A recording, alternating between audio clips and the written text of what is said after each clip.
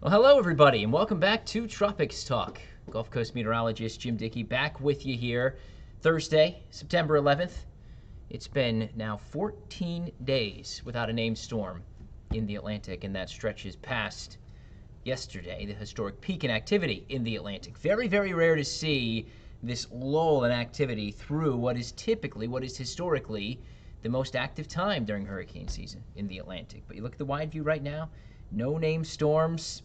Not much to look at, period, out there. There's a little cluster of thunderstorms east of the Caribbean. Nothing to worry about out of that. Some storms collapsing as they dive southward here. There's the front that has brought so much rain to us here in Florida over the last week. It's in the eastern side of the basin where we have at least the chance for something to try to come together going forward. You're not really even seeing it now, but a cluster of storms going to emerge off the coast of Africa. I sort of mixed emerged and moved there. Emerge off the coast of Africa as we go into the day tomorrow or Saturday, and that will be the one to watch for potential development. There's a decent signal in the models with it. As of this morning, there's something we'll be able to try to form up here.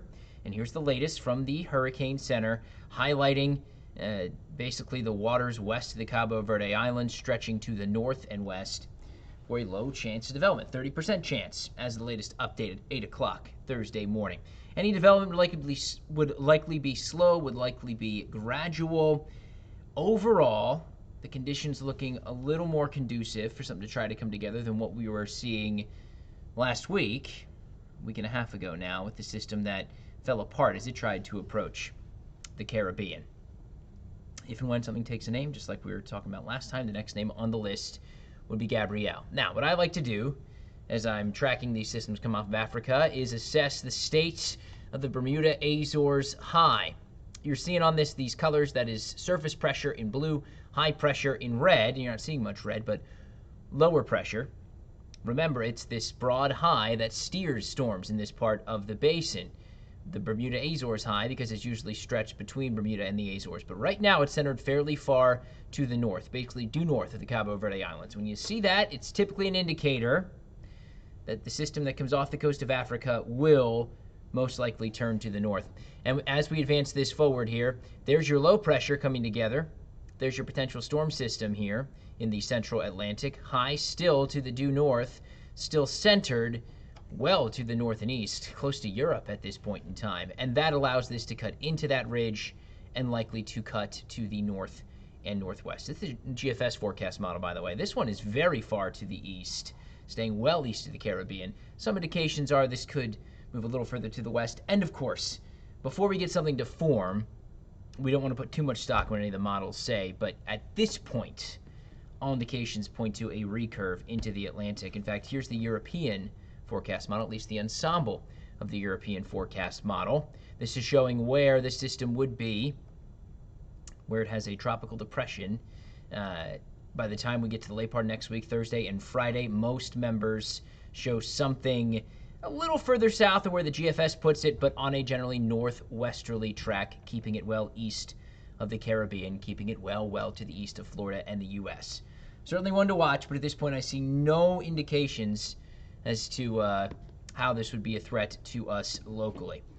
We'll be keeping an eye on the Gulf as well. The GFS in particular spinning up some activity late next week, trying to put it into the Gulf. I think that's just the model's typical bias for formation in the later part of the run of any operational run. This is, again, the ensemble of the European forecast model. Yeah, it has low probabilities across the Gulf, but better chances for something to spin up in the Eastern Pacific. I think that's what the GFS is sort of doing, misplacing the energy and then sort of going bananas with it and pushing something into the Gulf. I don't suspect that is reality, but it's something we'll be watching all the same, as we should this time of year anyway.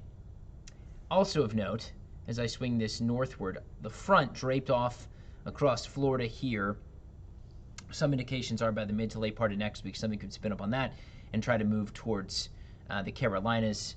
Likely would be non-tropical in origin, but again, something to watch. No immediate threats to the United States, so I think that's a big takeaway here. Next name on the list would be Gabrielle. Hey, actually, we've fallen off of what would typically be an average season. Usually, we're on Storm 8 by today's date. By next week, we should be on storm 9. Remember, an average season has 14 named storms. So at this point, we have fallen below the pace to get to even that 14 named storm total that you would see in an average year. Still, there's likely more activity ahead of us. There are indicators that suggest, much like what we saw last year. I'm not saying we're going to have any landfalls like we did last year. Too early to say anything of note on that point, but chances are, as we go forward in time, there will be more activity. I can more or less promise you there will be more storms that form before the season is out. Yes, while we've passed the historic peak of activity, you see the sort of red shade that marks the most active period in time goes all the way through October 1st, but through mid-October, we stay fairly active. The heart of hurricane season, mid-August to mid-October, so we still have a number of weeks to go before we truly start to see things cool down, and sometimes you get activity continue all the way into November. So yes, we're enjoying the break, the lull out there in the Atlantic, but let's not let our guard down just yet. Of course, anything changes out there in the Atlantic, we'll be sure to let you know here at Gulf Coast Weather. Until next time, I'm meteorologist Jim Dickey. Have a great day.